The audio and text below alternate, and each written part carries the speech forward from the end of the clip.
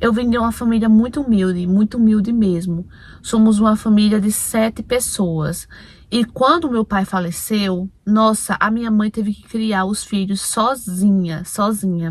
E foi muito difícil para ela, mas ela sempre foi muito rígida mesmo.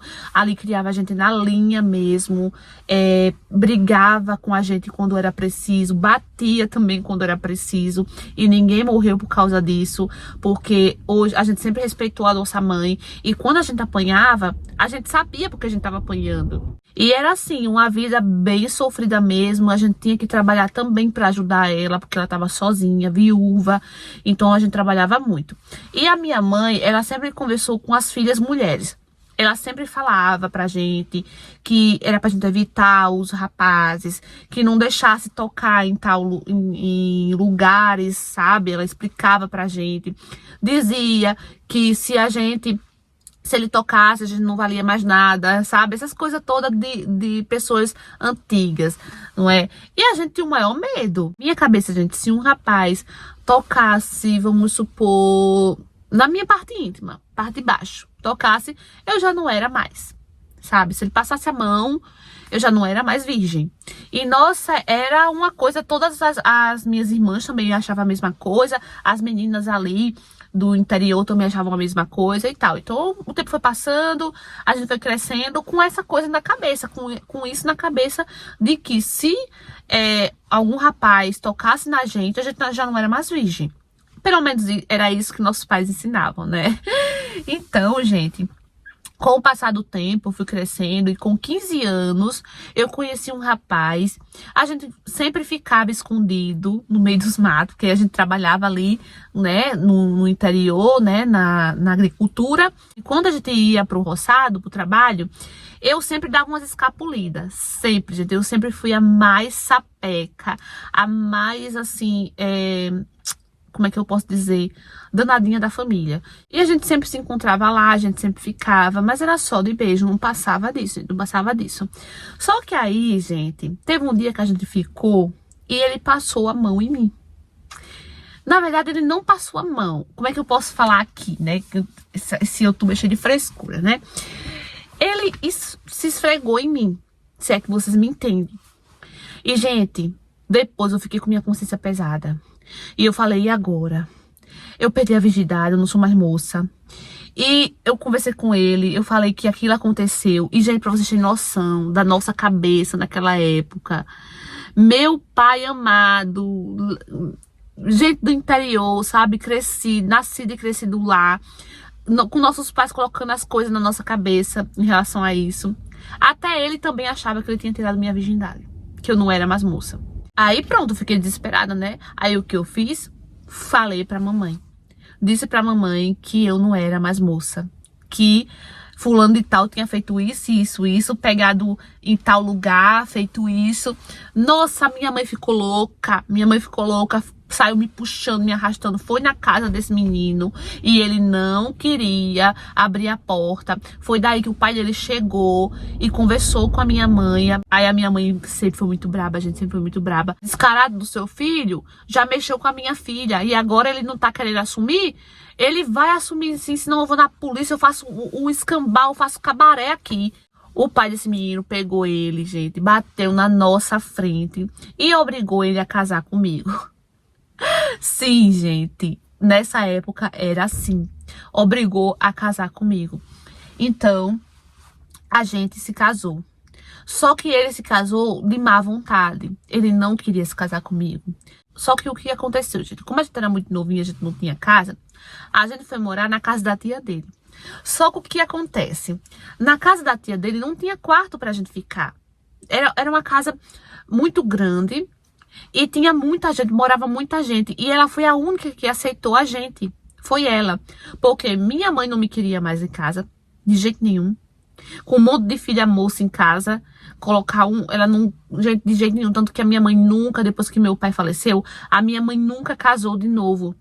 Porque ela sempre teve medo de casar, colocar homem dentro de casa e fazer maldade com a gente, com as filhas dela. E ela não queria de jeito nenhum. E ela dizia, um safado desse, que teve a coragem de mexer com você, eu colocar aqui dentro da minha casa, com um monte de filha moça que eu tenho aqui, de jeito nenhum. A minha mãe era danada, gente, retada. Então a gente foi morar na casa da tia dele, que foi a única que nos aceitou.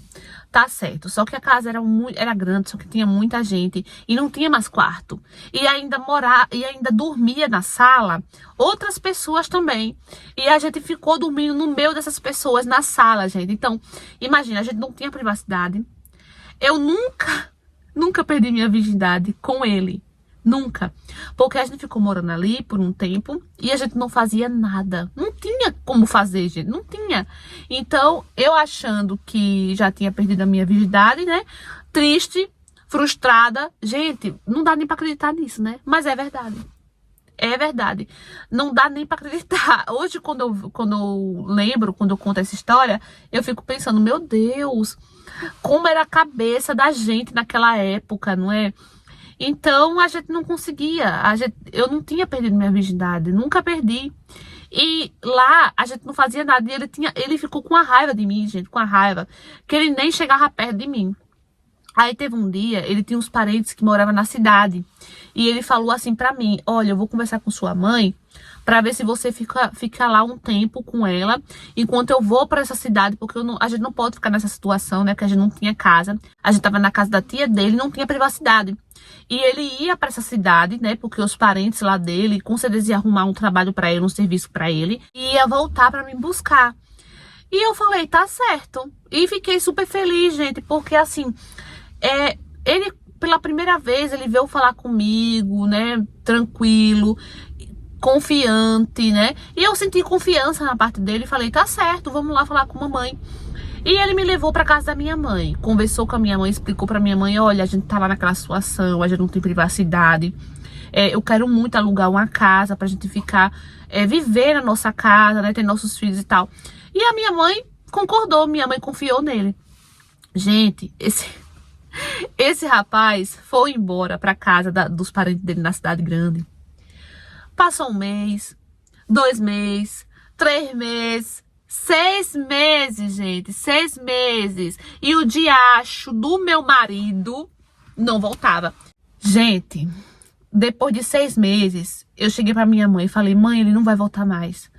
Mãe, pelo amor de Deus. E, gente, eu passei os 6 meses trancafiada dentro de casa. Porque naquela época, mulher solteira e mulher casada, que foi abandonada pelo marido, mulher que se separou, que voltou pra casa dos pais, era mal falada, gente, de um jeito, vocês não têm noção. As meninas olhavam torto pra gente, os pais das outras meninas olhavam torto pra você naquela época. As meninas não podiam andar com você. E a minha mãe, como era também muito rígida e também era muito antiga, né, daquela época, ela me escondia dentro de casa. Porque ela dizia que era uma vergonha se eu saísse na rua, que eu não podia sair na rua. Se eu saísse na rua, gente, as mulheres que eram casadas morriam de ciúme de mim, sabe? Não queria o marido delas perto de mim de jeito nenhum. Se eu fosse para algum lugar com a minha mãe, eu tinha que passar de cabeça baixa. Eu não podia olhar para a cara delas, eu não podia olhar para a cara de homem nenhum. Gente, era um absurdo aquela época. Era uma loucura, uma loucura. Então, eu fiquei trancafiada dentro de casa, que a minha mãe não deixava eu sair. E ela dizia, você vai ficar em casa, você não vai sair não. Você vai ficar trancada até seu marido voltar. E todas as minhas irmãs diziam, mamãe, esse homem não vai voltar mais, ele abandonou a nossa irmã, ele não vai voltar mais. E a minha mãe, ela não sai de casa, ela só sai de casa com o marido dela. A minha mãe acreditava que ele ia voltar. Só, gente, que eu sentia no meu coração que ele não ia mais voltar. Só que a minha mãe queria a certeza. Minha mãe queria que ele viesse e dissesse que não queria mais nada comigo. Enquanto ele não fizesse isso, eu ainda estava casada. Teve um dia que a minha mãe saiu pra feira com minhas irmãs, que eram em outra cidade, e ela não me levou. E eu não aguentava mais ficar trancada, gente, naquela casa. Eu não suportava mais. Então a minha mãe saiu, falou pra eu ficar em casa trancada, pra eu não sair. E quando elas foram embora, quando eu tive certeza que elas não iam mais voltar, né? Porque às vezes podia acontecer de voltar e esquecer alguma coisa. Mas quando eu tive certeza que ela não ia mais voltar, eu fui embora. Eu não sabia nem pra onde eu ia, gente. Eu não sabia, mas eu fui.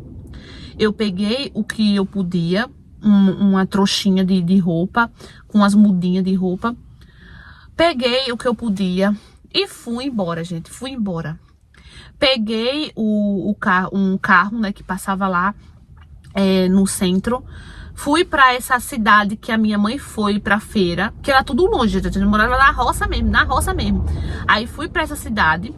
De lá, peguei outro ônibus, fui para uma cidade maior ainda, gente. E tudo isso, eu entrava no ônibus, não tinha dinheiro nenhum. Falava a minha situação, ó, eu tenho que ir para tal lugar, mas não tenho dinheiro. Deixavam eu entrar, porque naquela época era mais tranquilo, né? Hoje em dia não. Hoje em dia eles não deixam você ir de graça para nenhum lado, né?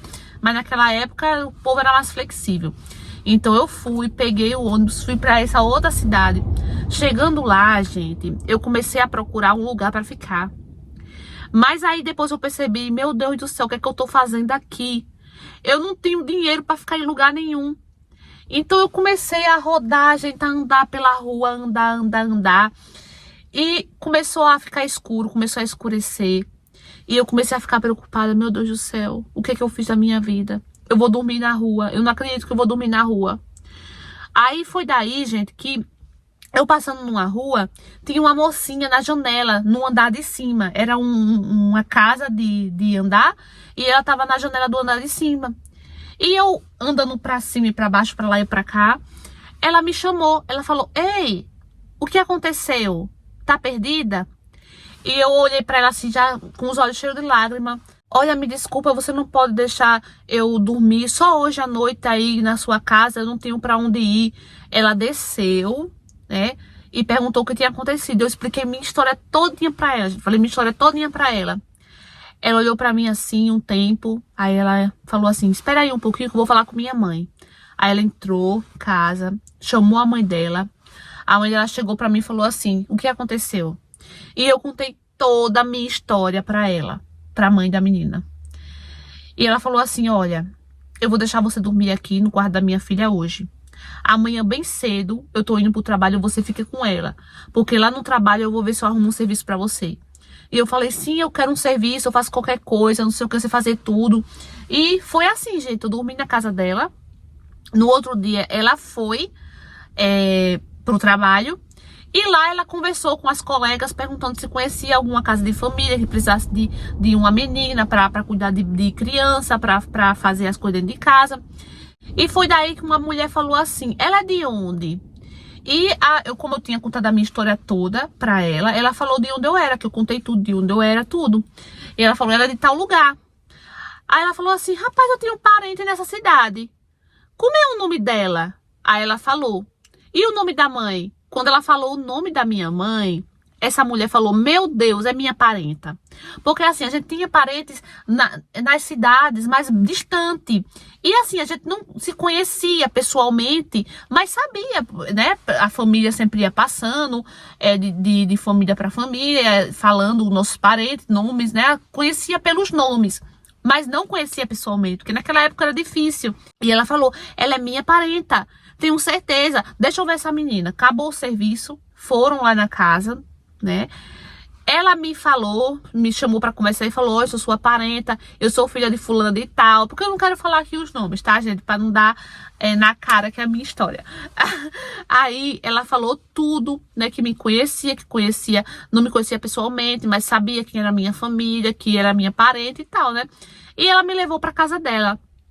Quando eu cheguei na casa dela, tá certo, né? Eu dormi lá e tal. No outro dia, ela me levou pra casa de uma pessoa que tava precisando de uma jovem pra trabalhar, né? Pra fazer serviço de limpeza.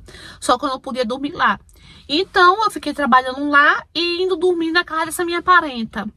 E foi daí que, passado uma semana, mais ou menos, ela chegou pra mim e falou assim, olha, você vai ter que voltar lá no interior, ou mandar uma carta, porque deve estar todo mundo desesperado. Entendeu? Você sumiu assim, foi embora desse jeito.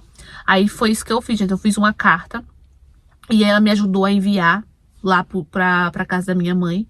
E foi daí, gente, que a minha mãe foi bater na casa dessa minha parenta depois de um tempo. Quando recebeu a carta, nossa, minha mãe chegou lá, gente, ela me abraçou, pensei que eu ia levar uma surra. Mas ela me abraçou e ela chorava tanto. E ela me xingava também junto, e chorava, e me abraçava. E, nossa, disse que foi um sofrimento muito grande esse tempo todo sem saber de mim. Você pensava que eu tava morta. Nossa, eu fiquei triste pela minha mãe, sabe? Eu fiquei muito triste mesmo. Só que aí, me arrependi do que eu tinha feito. Só que aí eu falei pra ela, mãe, eu tô bem. Não se preocupe, ele não vai mais voltar.